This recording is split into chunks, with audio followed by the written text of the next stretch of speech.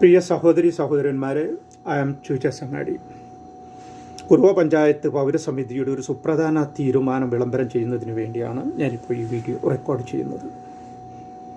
നമ്മുടെ പഞ്ചായത്തിൽ മയക്കുമരുന്ന് വിപണനമോ ഉപയോഗമോ നിങ്ങളുടെ ശ്രദ്ധയിൽപ്പെടുകയാണെങ്കിൽ നിങ്ങൾ അവരെ പിടികൂടുകയും നന്നായി കൈകാര്യം ചെയ്തതിനു ശേഷം അവരുടെ ഫോട്ടോസ് എടുത്ത് സോഷ്യൽ മീഡിയയിൽ പരസ്യം ചെയ്യുകയും പിന്നീട് പോലീസ് അധികാരികളെ ഏൽപ്പിക്കുകയും ചെയ്യണം.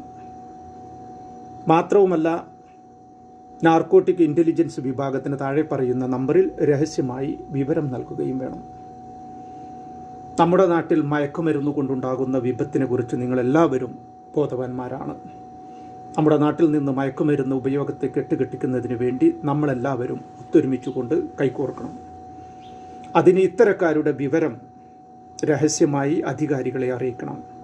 ശ്രദ്ധയിൽപ്പെട്ടാൽ പൗരസമിതിയെ അറിയിക്കുകയും കൂട്ടം ചേർന്ന് അവരെ പിടിച്ചുകൊണ്ട് ശിക്ഷിക്കുകയും വേണം എന്നുള്ളതാണ് വിളംബരം ചെയ്യുന്നത്.